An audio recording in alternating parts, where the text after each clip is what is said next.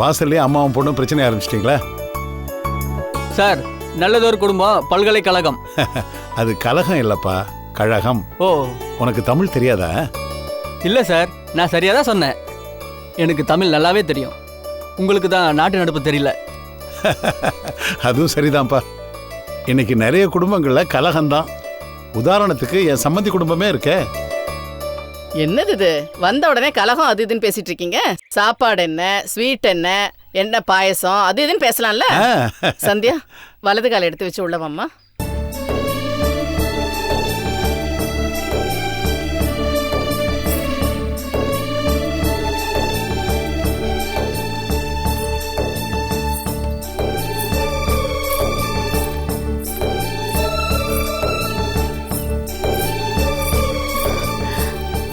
அம்மா. வாம்மா மருமகளே. ஏம்மா? ஏய், என் புள்ளையே கட்டியிருக்க நீ. இனிமேல் நான் தான் உனக்கு மாமியாரு. அப்படிலாம் என்னால திடீர்னு மாற முடியாதுமா. விடுங்கம்மா, அவ இஷ்டப்படியே கூப்பிட்டு போகட்டும். முதல்ல சாமி ரூம்ல போய் விளக்கேத்துமா. சரிம்மா.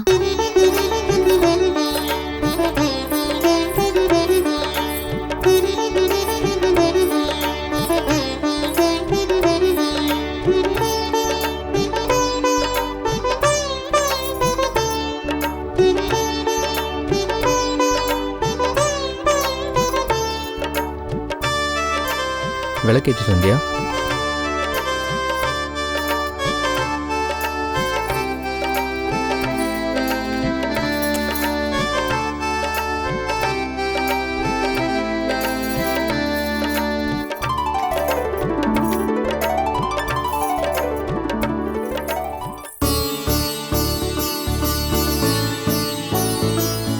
என் பிரார்த்தனையை நல்லபடியா நிறைவேற்றிட்ட கடவுளே.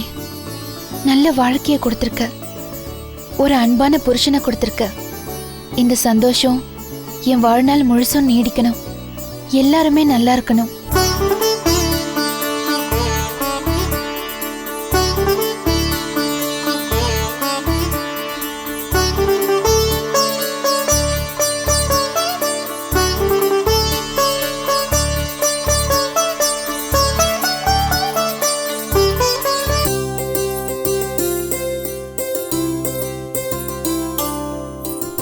அம்மா, சேர்ந்து நில்லுங்களேன்.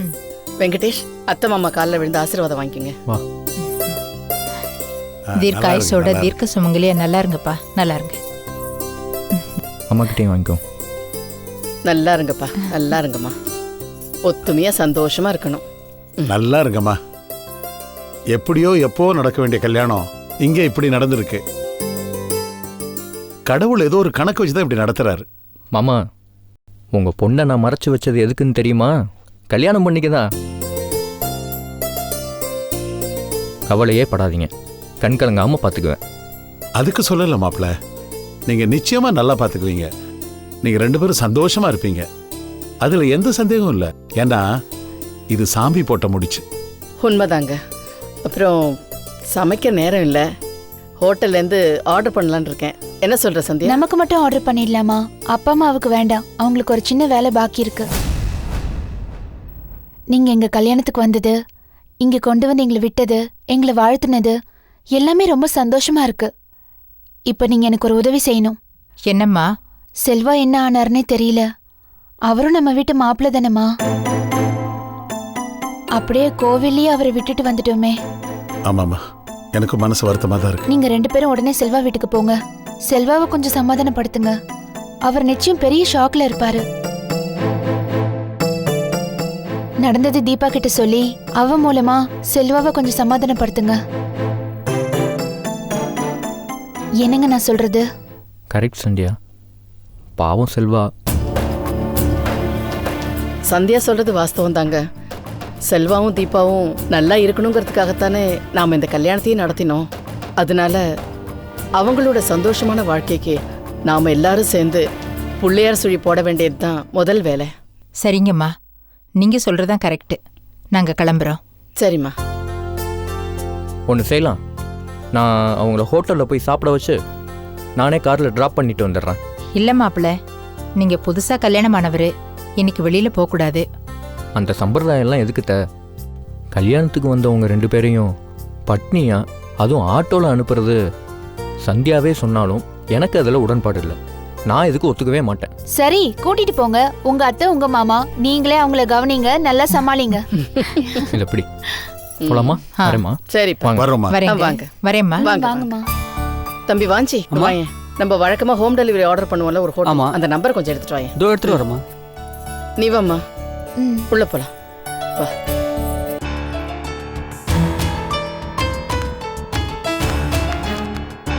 Good morning madam. Good morning madam. Morning madam.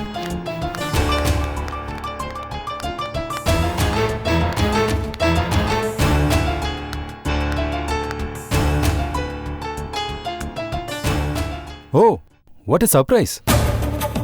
ஆச்சரியமும் அதிர்ச்சியும் எனக்கு மட்டும்தான். எதுவும் சொல்லாம நீங்க பாட்டுக்கு வேலையை விட்டு போயிட்டீங்க. அப்படி போனா என்ன அர்த்தம் ஷாம்? அதுக்கு பிராய்ச்சித்தமா தானே நானே வேலைக்கு வந்து சேர்ந்துட்டேன். இது ஆபீஸ் ஷாம். இங்க வரதுக்கும் போறதுக்கும் சில வரைமுறைகள் இருக்கு. இப்ப இருக்கட்டுமா போட்டுமா? நான் பட்ட கஷ்டம் எனக்கு தானே தெரியும். உங்களுக்கு எல்லாமே விளையாட்டா போச்சுல்ல?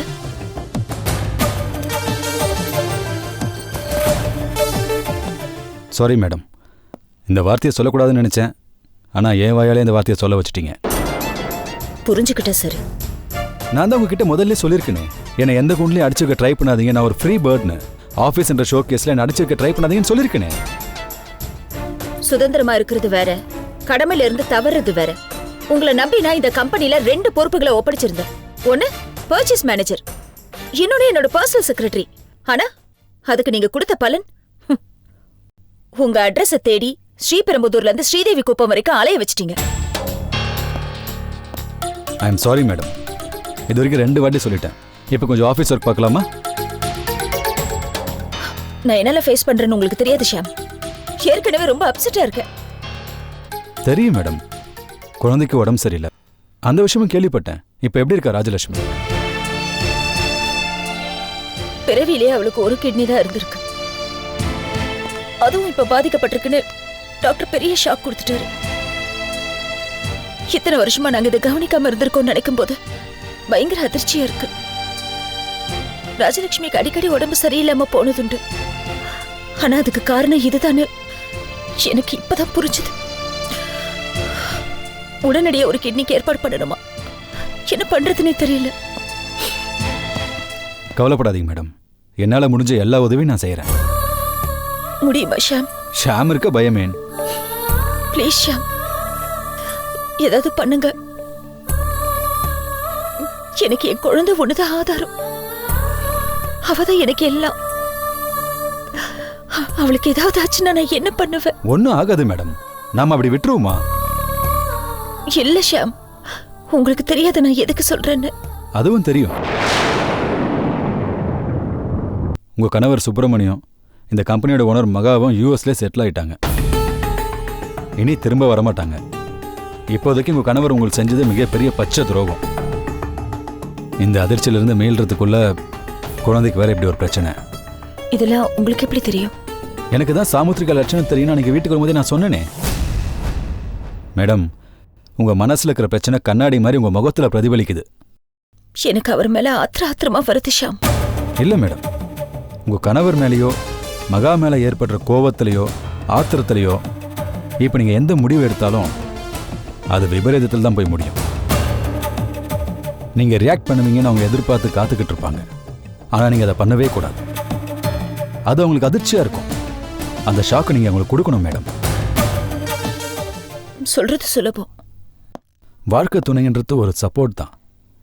அதுவே வாழ்க்கை ஆயிடாது. லைஃப்ல எத்தனையோ பேர் அவங்க பெட்டர் ஆஃப் இல்லாம வாழ்ந்துகிட்டு தான் இருக்காங்க. அரசியல்ல, சினிமால, பொது வாழ்க்கையில, இப்படி எத்தனையோ பேர். ஏன் என்னையே எடுத்துக்கங்க. என் மனைவி என்னை விட்டு போயிட்டா. அதுக்காக நான் மனசு உடைச்சு போல, துருப்பிடிச்சு போய் உட்காரல. அதிக ஆவேசத்தோட உத்வேகத்தோட வாழ்க்கையை நான் எதிர்கொள்றேன். மேடம், இந்த உலகம் தான் மேடம் நம்மளை பத்தி பேசிட்டு இருக்கணும். நாம இந்த உலகத்தை பத்தி பேசிட்டு இருக்க கூடாது. இப்ப குழந்தை இருக்கிற நிலைமையில இந்த விஷயத்துல நீங்க கவனம் செலுத்தக்கூடாது. முதல்ல அவளை காப்பாற்றணும். கொஞ்ச நாள் குழந்தை கூடயே இருந்து அவளை நல்லா பார்த்துக்குங்க. நான் இந்த ஆஃபீஸ் பொறுப்புலாம் பார்த்துக்கிறேன். இது ஏன் ஆஃபீஸ் தானே. நான் இல்லாதப்ப ஆபீஸ்ல பண நெருக்கடி வந்துச்சுன்னு மேனேஜர் சொன்னாரு. நீங்க தான் அதை ரொம்ப அழகா டீல் பண்ணீங்களாமே. ஆஃபீஸில் ஒரு 5 crore ஷார்ட்டேஜ் ஆயிடுச்சு. நம்ம டீலர்ஸ்லாம் ஃபோன் பண்ணி 5 crores வேணும்னு கேட்டேன். 10 crores வேணுமான்னு கேட்குறாங்க.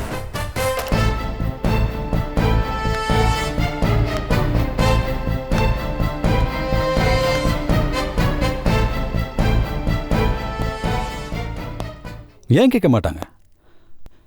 நம்மளால வருஷத்துக்கு பல கோடி ரூபா சம்பாதிக்கிறாங்களே. கடமையை ஒழுங்காக செய்கிறவனுக்கு கடவுளும் பிரச்சனை இல்லை, ஏன் கடன் கூட பெரிய பிரச்சனை இல்லை. மேடம், சொல்கிறத கேளுங்க. கொஞ்ச நாள் வீட்டிலே இருங்க. இங்கே இருக்கிற எல்லா பொறுப்புகளையும் நானே பார்த்துக்கிறேன். ரொம்ப தேங்க்ஸ். ஆனால் ஒரு முக்கியமான விஷயம்,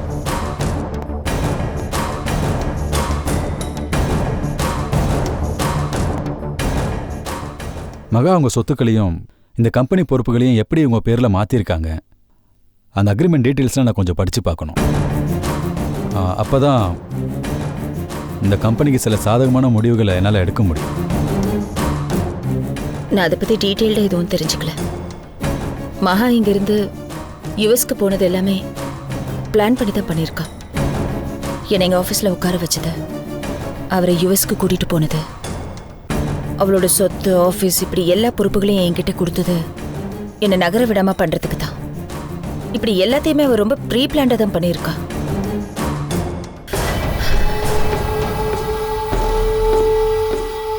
அந்த அக்ரிமெண்ட் பத்தின டீடைல்ஸ் நீங்க தெரிஞ்சுக்கிட்டு இருக்கணும் மேடம். அவ மேல இருந்த நம்பிக்கையில அவ சொத்தை நாம எதுக்கு டீல் பண்ணோன்னு கொஞ்சம் கேர்லெஸ்ஸா இருந்துட்டேன். அதெல்லாம் எவ்வளவு பெரிய தப்புன்னு இப்பதான் எனக்கு புரியுது. ஆக்சுவலா நானே இந்த அக்ரிமெண்ட் எல்லாம் பார்க்கணும்னு தான் நினைச்சிட்டு இருக்கேன். அந்த டாக்குமெண்ட்ஸை நான் பார்க்கலாமா? அது என்கிட்ட இல்ல, வக்கீல் சொரூபன் கிட்ட தான் இருக்கு. ஒரு நாள் நாம போய் பார்க்கலாம், சரியா? சரி, ஆஃபீஸை கொஞ்சம் பார்த்துக்கிறீங்களா? நான் ஹாஸ்பிட்டல் வரைக்கும் போயிட்டு வந்துடுறேன். ஓகே.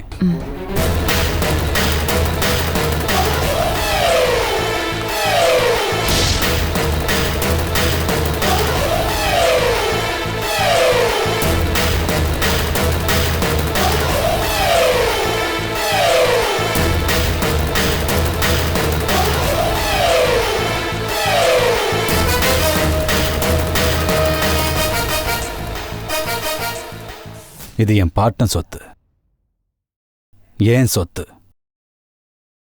இதுல உரிமை கொண்டாட இளவரசிக்கோ மகாக்கோ எந்த அருகதையும் இல்லை. இதை நான் யாருக்கும் விட்டு கொடுக்கவும் மாட்டேன்.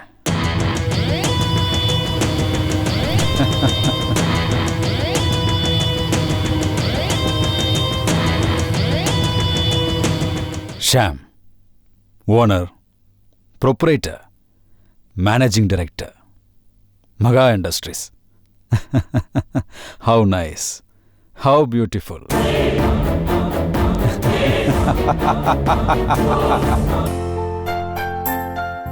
ஓ அப்படியா? என்னம்மா அது? Green tea.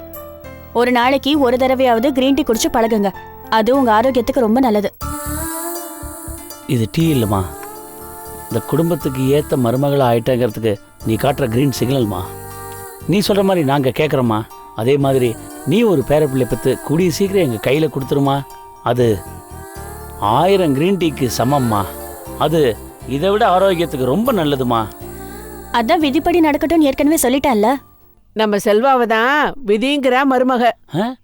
அப்படியா சொல்கிறா? இன்னைக்கு அவன் வரட்டும், நான் 2ல் 1 பார்த்துறேன் அவனை. யாரு நீங்க? ஆமாண்டே, நான் இதை வந்துட்டான். ப்ளீஸ் செல்வா, டென்ஷன் ஆகாதரா ப்ளீஸ். செல்வா, என்னடாச்சு? கையில எல்லாம் அடிபட்டிருக்கு. என்னடாச்சு? ஏப்பா என்னப்பா இது? நீங்க சண்டை கிட்ட போட்டோம்னா ஏதாவது பிரச்சனை, யாராவது அடிச்சாங்களா? நீ தானப்பா கூட்டு போன? எல்லாரும் சேர்ந்து இவன் அடிக்க வந்துட்டாங்க அங்கிள். பெரிய கலாட்டாவாயிடுச்சு.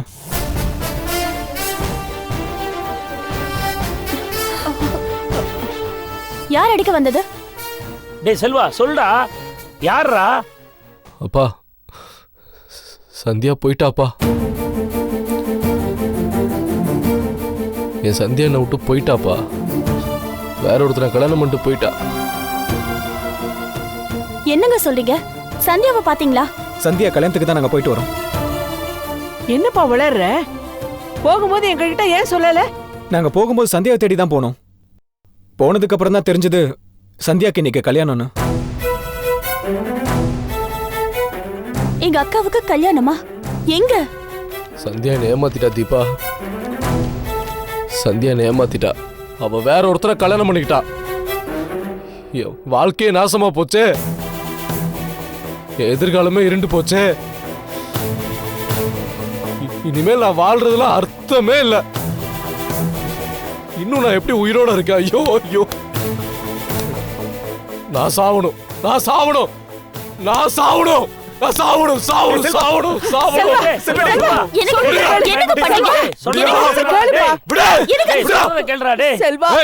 என்ன சொல்றத கேளு. என்னடா செல்வா, எல்லா பிரச்சனைக்கும் காரணமே நீதான். எல்லாத்துக்கும் ஆணி வேற நீதான். சொல்லி சொல்லி நல்லா போய்கிட்டு இருந்த வாழ்க்கையை இப்படி நாசம் பண்ணிட்டேயா? உன்னை இன்னைக்கு சாவணும்னு சொல்றேன்ல. பேசாம இரு. இன்னைக்கு உன் வாழ்க்கை என் வாழ்க்கை இப்படி நாசமா போயிருக்க காரணமே இந்த ஆள் தான். இந்த ஆள் மேல இறக்க கூடாது சொல்லிட்டேன்.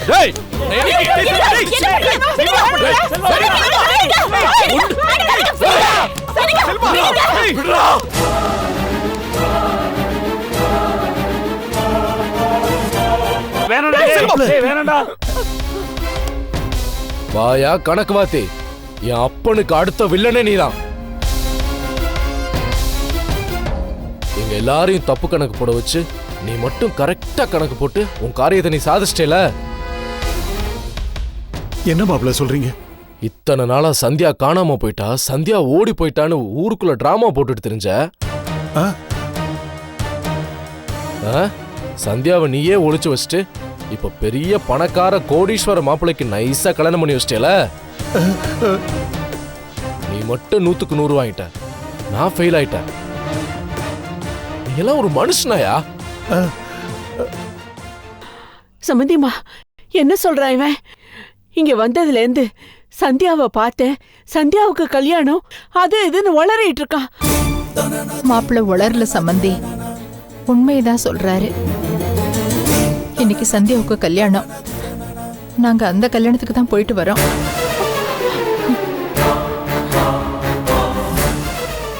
என்ன சொல்றீங்க? சந்தியா எப்ப கிடைச்சா? எப்படி கல்யாணம் பண்ணீங்க? ஏன் என்கிட்ட எல்லாம் சொல்லல? எதுக்காக மறைச்சீங்க? ஐயோ, இன்னைக்கு சந்தியாவுக்கு தான் கல்யாணம்னு எங்களுக்கே தெரியாது. சந்தியா முதல்ல வேலை பார்த்த அந்த கம்பெனியோட முதலாளி வெங்கடேஷ் அடிக்கடி எங்களை பார்க்க வீட்டுக்கு வருவாரு. அவர் திடீர்னு நேத்து வீட்டுக்கு வந்து அவரு எனக்கு கல்யாணம், நீங்க அவசியம் வரணும்னு சொன்னாரு. அவரோட கல்யாணத்துக்கு போனப்பதான் எங்களுக்கே விஷயம் தெரியும். இதை நான் நம்பணுமா? நம்பினாலும் நம்பாம போனாலும் இதான் மாப்பிள்ள உண்மை. அந்த அதிர்ச்சியில் நாங்க அங்க நிற்கும் போது நீங்க வந்து கலாட்டா பண்ண ஆரம்பிச்சிட்டீங்க. அதான் உங்களை தடுத்து நிறுத்த வேண்டியதா போச்சு. என்னை தடுத்தா நிறுத்தின ஆள் வச்சு அடிக்க வந்த. ஐயோ, என்ன மாப்பிள்ள இப்படி எல்லாம் பேசுறீங்க? சம்பந்தி, இது ரொம்ப அக்கிரம சம்பந்தி. நீங்க 2 பேரும் அங்க இருக்கும் போதுமா அவங்க என் பையனை அடிச்சு விரட்டிருக்காங்க. அப்படி இல்ல. இல்லைங்க, மணமேடையில இருந்து இவர் சந்தியாவோட கையை பிடிச்சு இழுத்துட்டு போக பார்த்தாரு. அதனாலதான்.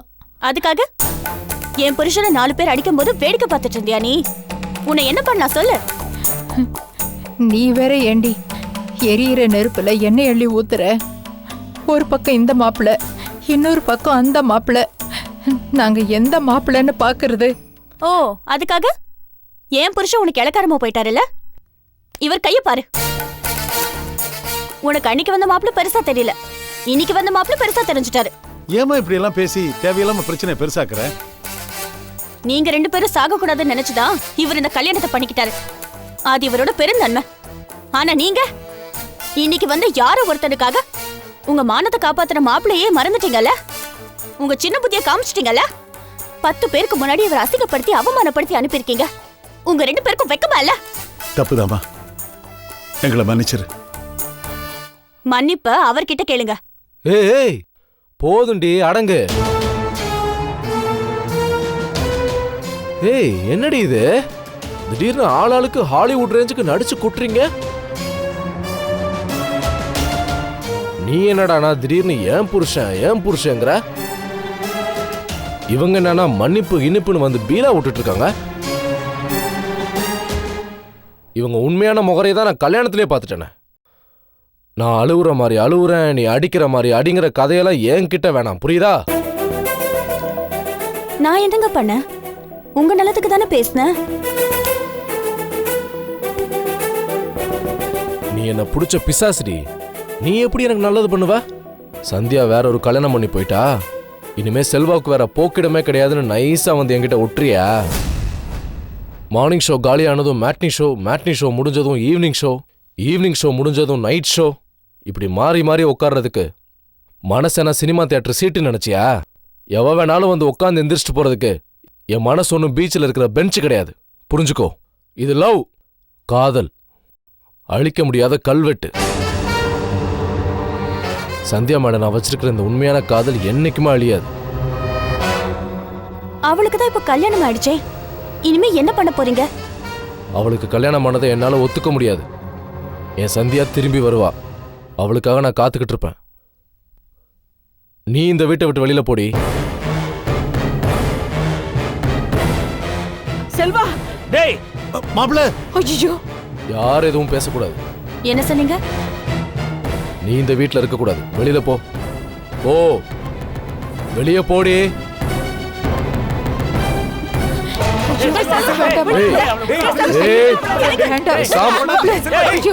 போயா போடி. என்னடா ஐயோ தீபா தீபா தீபா நல்லா இருப்பியாடா? தீபா கூட்டிட்டு வாங்க. தீபா தீபா தீபா தீபா தீபா இங்க பாருமா. தீபா தீபா இங்க பாரு தீபா. தீபா தீபா தீபா தீபா ஐயோ